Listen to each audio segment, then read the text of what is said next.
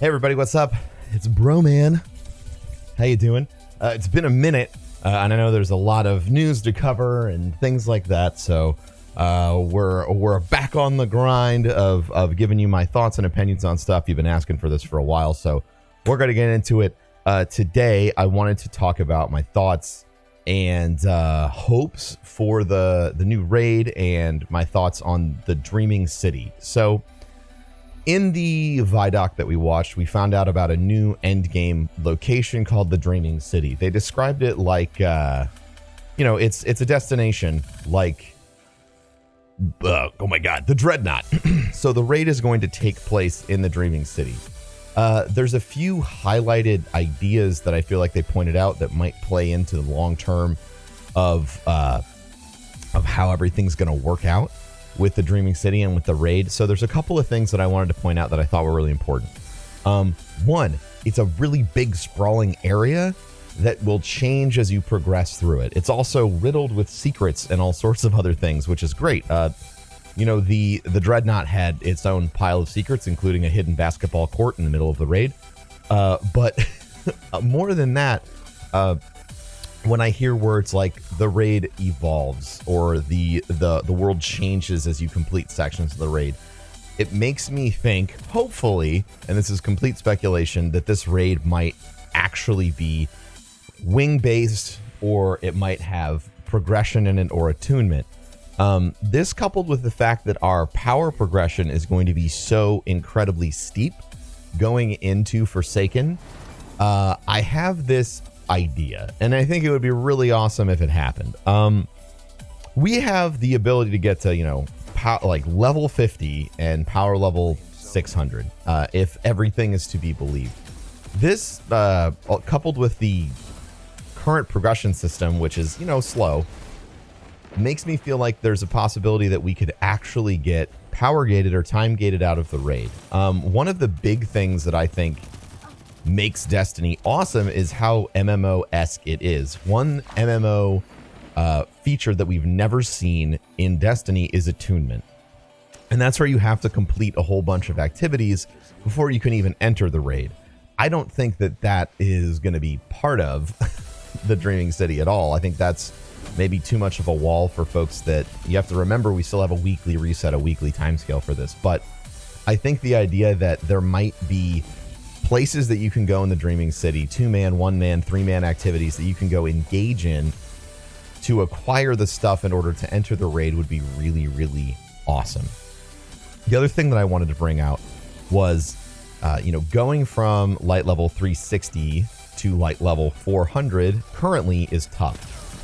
While we don't know what the power progression system is going to look like for the rest of, Forsaken, we do know that there's a possibility that the Forsaken could have a very similar power progression system, and where that gets stemmed off at could determine the interactivity with the raid. So first time through this raid, Spire of Stars, a lot of teams got gear checked out of the raid because the final boss encounter was really difficult.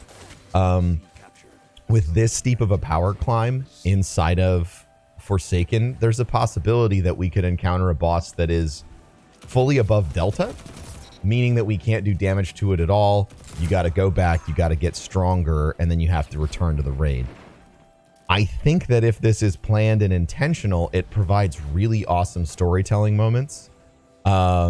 Ideas of leaving the raid and having Prince Uldren mock you because Bungie's going to know, like, you're not going to be able to progress past this point in week 1. These sorts of ideas haven't really been explored in Destiny yet. But the concepts of attunement and like power progression and getting walled off of raids until you can get through there is something that I'd really like to see. It doesn't just increase longevity, but it also, on the long term, because you have to think, like, what does my 200th hour in the game or in Forsaken feel like? In the long term, getting smacked out of encounters that you literally cannot finish and then coming back and completing them handily makes and encourages the feeling of player growth. Like, I am stronger now than I was before, which is one of the biggest complaints people have in Destiny, is that you don't ever really outgrow your content. You don't really, or outpower your content.